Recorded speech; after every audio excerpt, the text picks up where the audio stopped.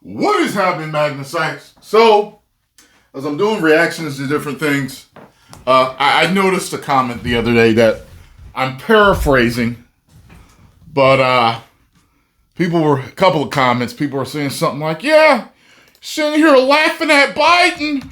Why don't you look up Project 2025, huh? Oh, it's new. You were a Trump supporter, Tyrone Magnus. Yeah, you a black MAGA hat wearing alt-right puppet stooge? Huh? What's going on here? First of all, I'm no one's puppet. Okay. Second of all right, I didn't know about Project 2025. I don't know about everything. You know, every once in a while I'll get a comment. It's usually when I do a video on something relatively serious, like say a woman was hurt, assaulted in an alley in Philadelphia. Someone will come over and say, yeah, you're going to do this video. Why don't you do it about the little kids that got hurt in New York yesterday? Yeah? Huh? Like they think that I know every news story ever that comes out. And I have to do a news story about every single thing. Or that must mean that I'm on the left or on the right or I'm someone's puppet. I get some of the weirdest comments. So, I don't know anything about Project 2025. However, I would like to find out. So while I was going through YouTube, I was like, okay, well, let's see what this is all about. Let's see what Project 2025 is all about. All right, so here is a video. It says, what is Project 2025? Okay, I found another one that seemed to have the most views about this. So we're going to watch this, and then we're going to watch the next one. And I'm going to give you my views, as I usually do.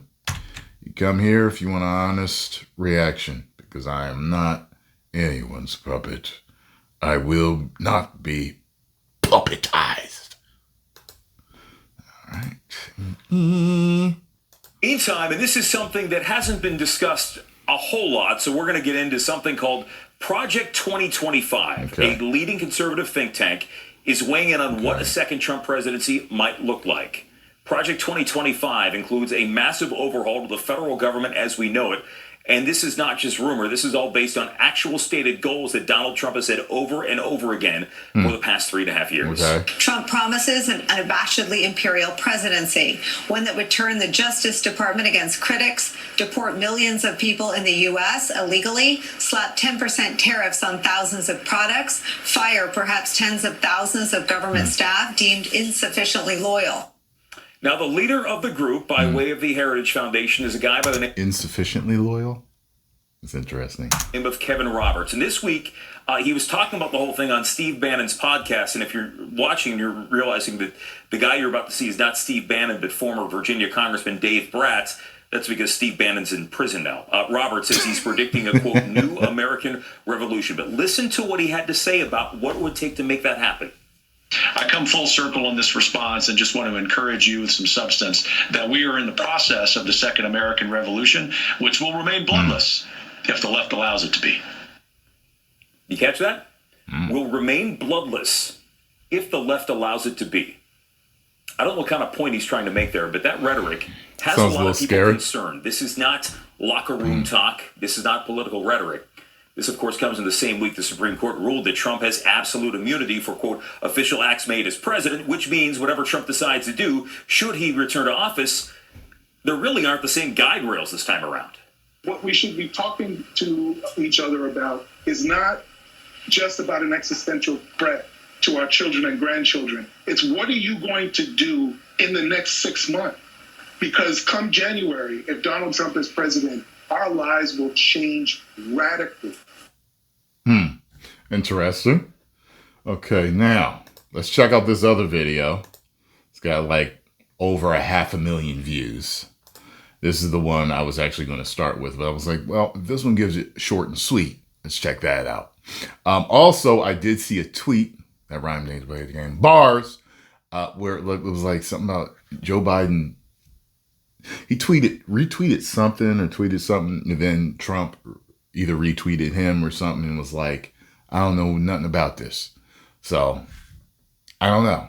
I already told you guys, though. I don't trust either side. Okay. Trump pushed the shot. The ouchie Fauci. Okay. He pushed that. He also, remember when I told y'all about all this buck dancing? They not like us. Remember those 2 black women that Trump had on his campaign when he was first running? What are they named? Names Diamond and Silk or something? I literally thought it was a 1970s or 80s sitcom show that was running with those 2 talking. And he gonna build that wall. He's going to build that wall. He gonna build that wall. I was sitting there like, and the grin that Trump would have on his face, it actually felt like he was embarrassed. Almost like, they told me to do this, but yeah, I am going to build that wall. This is a little extra. Like, I don't know any black people that really act like this except for on TV. Like, I felt like he was embarrassed doing that. If it was his idea, shame on Donald Trump. I'll tell you that. If it's his campaign people's ideas and that's just what they asked him to do, I mean, okay, but shame on them because that was the dumbest idea of all times. Okay. That was one of the dumbest ideas of all time to have them on there. Just like that whole, they not like us. Girl, I'm out here in these streets. Kamala, you ain't in no damn streets. All right, so let's see this. And Trump world panicking as Project 2025 gets on the radar of voters. Oh, boy. As we've been covering on the program, Project 2025 is a MAGA world manifesto and a vision of implementing a startlingly authoritarian form of the U.S. government. It's 900 pages long. You could Google it right now and read it. It is chock full of wildly unpopular policy proposals. You got everything from using a 19th century obscenity law to shut down all medication abortion and also maybe the mailing of all birth control, to outright outlawing pornography and throwing people in prison over it, to weaponize. Well, first of all, I'm against abortion anyway. I'm against you having the right to murder your unborn child. You shouldn't even want to do that. The fact that you've been brainwashed to believe that that's okay is very telling. Shows you how strong their arguments have been or how weak our minds have been, certain people's minds have been. Or it's a combination. It's probably a combination. I could never be convinced that it's okay to murder my unborn child. I just don't understand that. People being put in prison for pornography? Wow, that's surprising. I don't know if it should go that far. I know there are countries that have it outlawed and, they're probably better in certain ways than America, and maybe worse in certain ways than America. Because, that's an interesting one because it's kind of like an outlet for certain guys who may actually take that frustration out in other ways if they didn't have that. However, there are other ways to curb that and to teach people to, that's a very interesting one. I don't know if it should be outlawed, but I mean, before guys could get their hands on it, all they had was their imagination and they got it done, correct? So, I don't know. The Department of Justice to be used explicitly as a kind of tool of vengeance for Donald Trump. Now, Republicans realize that Project 2025 and all these ideas are wildly unpopular, or at least they're... In other words, he would go after all the people that was trying to bring him down. Ain't that what y'all do anyway? Like, seriously, isn't that what y'all do anyway? Y'all go after everybody that y'all don't like. Both sides, they're doing it to Trump right now, right? So he's just going to get them back. To me, that's more theatrics to me. Beginning to. Which is why today Donald Trump is desperate to try to separate himself from it all. Trump does not want people to know about the entire vanguard of extremist weirdos around him and what their little plans are for when he governs. with the Project 2025 plans lying in plain sight, they are panicking in a comically preposterous and fraudulent way. Donald Trump posting today, I like this, he knows nothing about Project 2025 and has no idea who is behind it. Well, you could go to the website. It's got them all listed there. Here's the thing. The group behind it all is the Heritage Foundation. You could go to the website. It's got them. I know nothing about Project 2025. I have no idea who's behind it. I disagree with some of the things they're saying, and some of the things they're saying are absolutely ridiculous and abysmal. Anything they do, I wish them luck, but I have nothing to do with them. So who wrote this then? A bunch of conservatives? Where did it come from? That's the part I'm having where I don't think they said in the last one exactly where it came from. But I guess he said something about a conservative think tank. So whatever. All listed there. Here's the thing. The group behind it all is the Heritage Foundation. You see their logo on the scrim behind him? We all know Trump spoke to them while he was president. And Paul Dans, a former senior in the Trump administration, is the director of Project 2025. Ken Cuccinelli, the Cooch, Trump's former acting deputy Homeland Security secretary, who aggressively pushed anti-immigrant policies. Okay, so it is a group of conservatives. John McEntee, Trump's one-time White House personnel director, a guy very close to him, around him all the time, is a senior advisor. He's been doing some vetting of a personnel database to see who they're going to staff the government with. So if Trump has no idea who is behind it, he is far too senile to be allowed to continue his campaign. Either that or he's lying. Amanda Marcotte is a senior politics writer at Salon, where she writes today, Project 2025 may be backfiring on Trump. Stuart Stevens worked... Look at Trump. Look. Salon, where she writes today, Project 2025 may be... Back of Trump's jacket, flapping. Backfiring on Trump. Stuart Stevens worked as a political strategist on dozens of 25 maybe backfiring on Trump. Stuart Stevens worked as a political strategist on dozens of Republican campaigns. He's now a senior advisor to the Lincoln Project, and they join me now. Amanda, why do you think it may be trying to see if backfiring? And they had a booger on his nose. See the one nostril, the right nostril. His. You're right. I mean, your left, his right. Is that a booger? They join me now. Amanda, why do you think it may be backfiring? Well, I think that, first of all, they gave it like a weird, sinister name, right? Project 2025. And so I think the original goal was to sort of put it out there and hope that the MAGA shock troops could hear it, and then like progressives might hear it and get... Oh, by the way, first of all, anyone that's been following me from the beginning knows that I've never been into politics.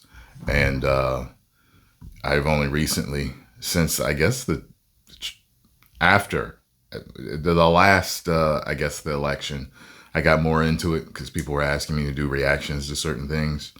I'm still not really into it, but I know more than I have before. People be writing comments, please don't become a political channel. It's not a political channel, okay? But if I ever do decide to become a political channel, I'll let you guys know, okay? But I have no plans on it. All freaked out, and then they could laugh at how they're triggering the liberals. But I don't think they thought that like ordinary people that might be swing voters in this election would hear of it. But I don't think that that's true anymore. We're seeing some evidence that it's kind of breaking the blood-brain barrier and like getting on the radar of people that don't pay super close attention to politics. I had a conversation with a guy the other day on the street, actually, who said, I've been checked out of politics for 4 or 5 years. What's been going on? Which is a great question. I was like, ooh. I've been checked out the majority of my life, and it always seemed complicated and irritating to me when it just coming up. I had a couple of friends that were kind of into it. They would take, different certain classes in school, and they would, they had certain things to say about certain things. I would be like, I have no interest. You know what I mean? Just don't get us all in a war and make sure we all got jobs and stuff. And, I'm pretty much happy, Where do I start?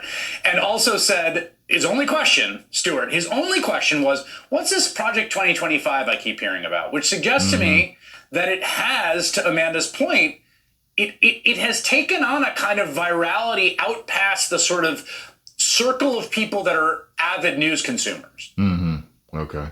Yeah, look, this is that's how it is sometimes. I notice with news and politics, it's kind of like with us that, because I do mainly, movie news and superhero stuff, and and it's kind of like a lot of times we'll know about something that someone else really doesn't know. It's like, yo, did you know James Gunn did this? Or, Warner Brothers did this. Like, most people that are consuming regular news and kind of hear about a movie from time to time, they don't know about a lot of the specifics of this craziness that's going on right now, So it's like that with Project 2025. I was like, what the hell is that? You know what I mean? Like, Project 2025, okay. Yeah, you're talking about this? Laugh at Biden all you want, huh?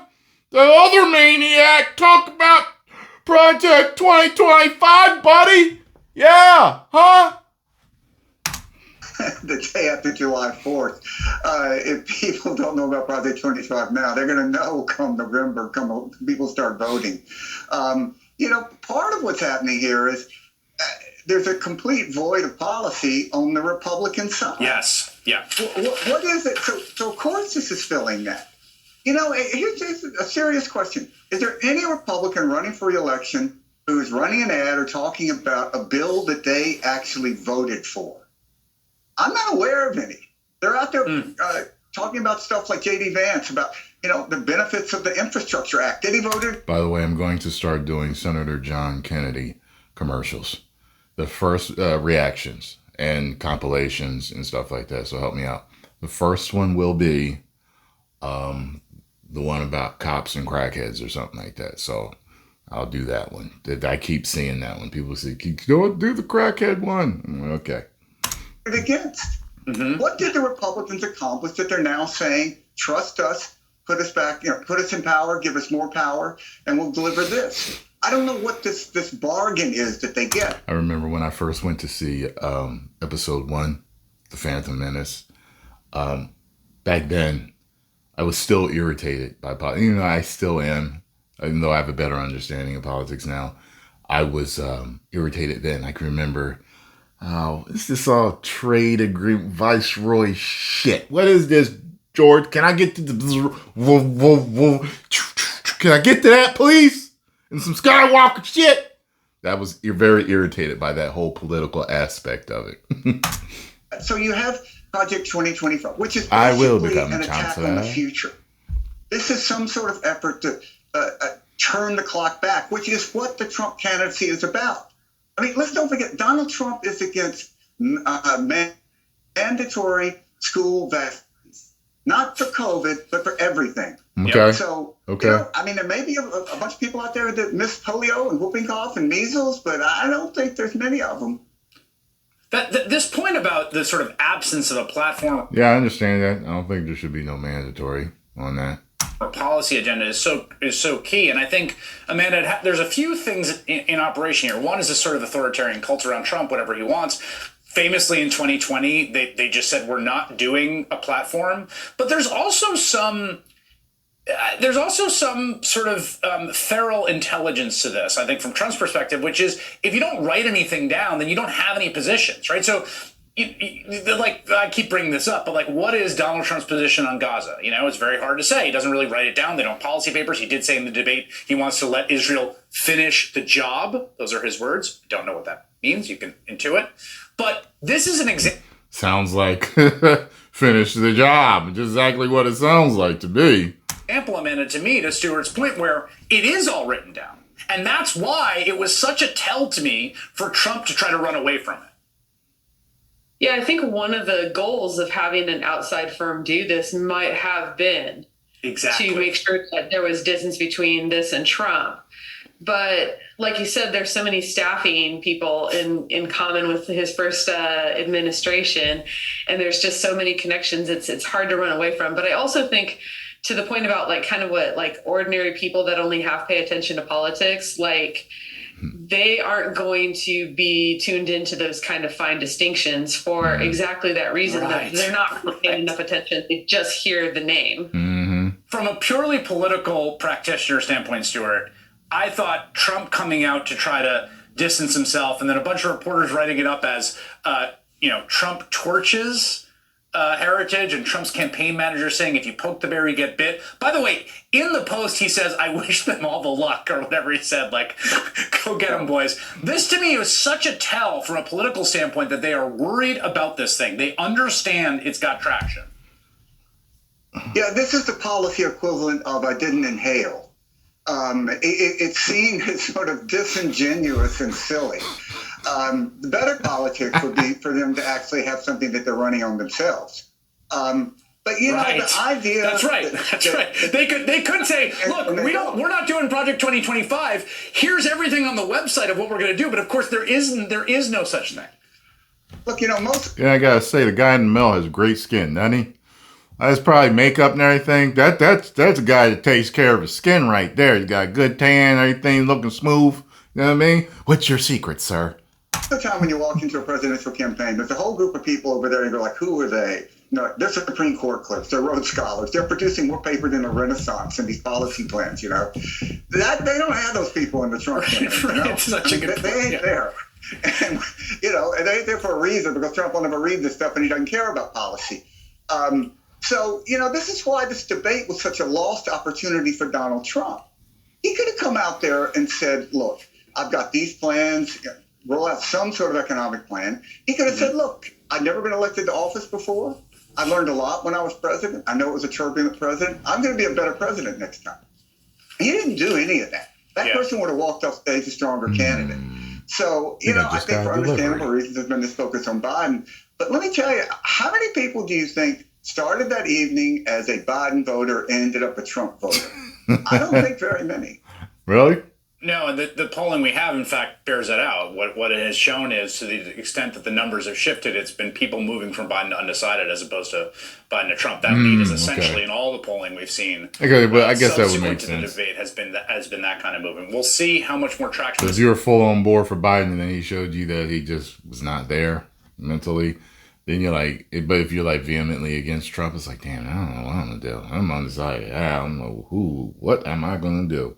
I could get that. Okay, so I also think it's a bit of a gift to the Biden campaign and to Democrats that they're denying it, because now you get to go back and be like, really? You sure about that? You sure about that's why? Amanda Marcotte, Stuart Stevens, thank you very much. Hey there, MSNBC Okie dokie. fans. I'm Luke Russert, and there it is. To join me, Rachel Maddow. If you guys have anything else to add to it, let me know. So there we go. Got some Project 2025 stuff. Interesting. I'll look more into it. 10 million subscribers. Woo!